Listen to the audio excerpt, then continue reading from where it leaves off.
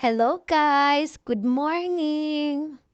Heto naman tayo at gagawa tayo ng cassava cake orders para ngayong October 30. Eto na guys at naihalo ko na ang mga ingredients para sa ating cassava cake.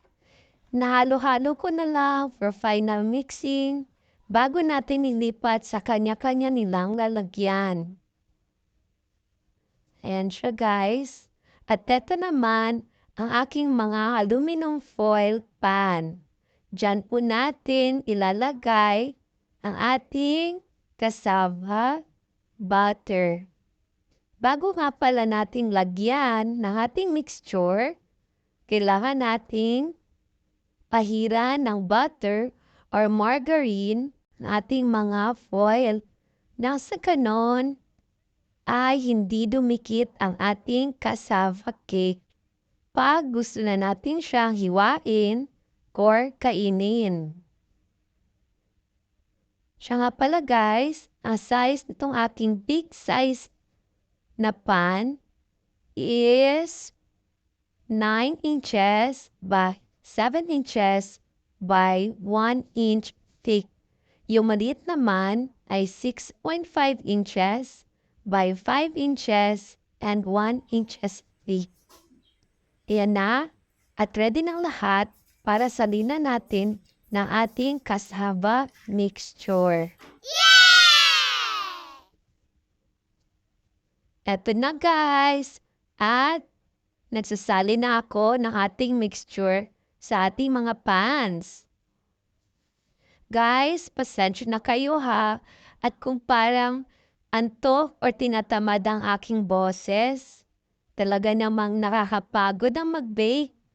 Alam niyo naman, one-man warrior lang tayo mga moms. Tayo ang tiga pamalengke, tayo ang tiga bake, tayo ang tiga hugas ng mga pinggan o mga pinagamitan, tayo rin ang magrarap, tayo rin ang magdi-deliver. O diba, Wonder Woman ang peg. Okay lang mapagod mga moms. Basta, lagi lang din nating tandaan na kailangan din nating alagaan ng ating mga sarili. Kasi, di lang naman tayo baker, nanay rin tayo. Meron din tayong anak at pamilyang inaalagaan.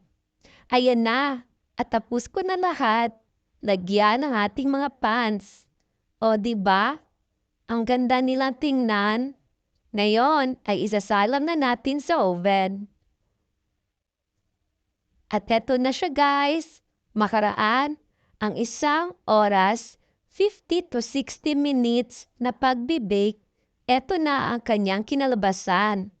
Ang ganda-ganda nila, diba? Ngayon naman, ilalagay natin ang ating toppings. Mixture lang ito ng gatas, buko, at cheese. Ayan at nilalagyan ko muna yung mga maliliit nating pans. Saka, ibabalik natin ulit sa oven. Ito naman yung mga malalaking pans. Ganon din ang proseso. Pagkatapos lagyan ng toppings, ilalagay ulit sa oven. At maghihintay tayo ulit ng 20 to 30 minutes until golden brown ang toppings. Habang nagbibake ako guys, bango-bango ako sa cassava cake natin. Talaga namang nakakatakam. At eto na, matapos nang lumabas sa oven, nilagyan ko na ulit ng mga cheese as final toppings. Para mas malinamnam at malasa ang ating cassava cake. O diba, panalo, ang ganda-ganda nilang tingnan. Nakakagutom. Shout out nga pala sa aking mga reseller at sa aking mga suki na laging umu-order. Sa susunod po ulit. Eto na, at tikiman time na. Mainit-init pa guys, kaya ingat lang sa pag-slice at pagsubo. Talagang nakakatakam. Ang sarap-sarap. Wow! O, 'di ba? Yan na ang naging pananghalian ko. Talaga namang ang sarap-sarap. Hindi masyadong matamis, hindi rin matabang. Ang pango-pango at napakasarap niya talaga guys. Super soft din at moist, lalo na pag bagong luto. Talaga namang hindi ka magsasawa.